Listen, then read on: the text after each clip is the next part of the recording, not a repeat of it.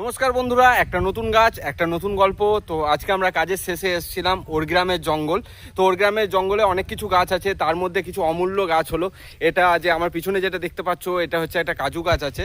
তো কাজু গাছটা ফল দেয় কিন্তু ফল কেউ পায় না, কারণ হচ্ছে এখানে ফল চুরি হয়ে যায়। আমরা শীতকালে এসেছি, গ্রীষ্মকালে এসেছি, বা অন্যান্য যে কালগুলো এসছে সবসময় আমরা এসেছি, তারপরেও কিন্তু কোনো রকম ফল পাইনি আমরা। তো এখানে একজন আছে, যেমন হচ্ছে কর্ণাটকের জঙ্গলে ছিল বীরাপ্পন, যে চন্দন কাঠ চুরি করে নিত। তো এখানে হচ্ছে যে এই মালটা, এটা হচ্ছে বীরাপ্পনের ভাই, এটা বাঙালি বীরাপ্পন। এই সব কাজুগুলো চুরি করে আর বাড়ি নিয়ে যায় এবং বাজারে বিক্রি করে, অনেক দামে বিক্রি করে। তোমরা যে কাজুগুলো 1000 টাকা কেজি কিনছো, এই এই এই লোকটার জন্য।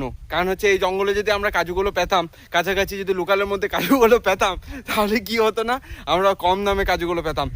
এগুলো ব্ল্যাক মার্কেটে বিক্রি করে। একে দেখতে পেলেই যে কোনো সময় মানে যে পুলিশ কিন্তু অ্যারেস্ট করবে বলেছে। ঠিক আছে, তো আমাদের ভিডিও কেমন লাগছে অতি অবশ্যই একটা কমেন্ট করে জানাবে। যদি ভিডিওটা ভালো লেগে থাকে অতি অবশ্যই একটা লাইক করে যাবে, আর চ্যানেলে প্রথম হলে সাবস্ক্রাইব করতে ভুলবে না।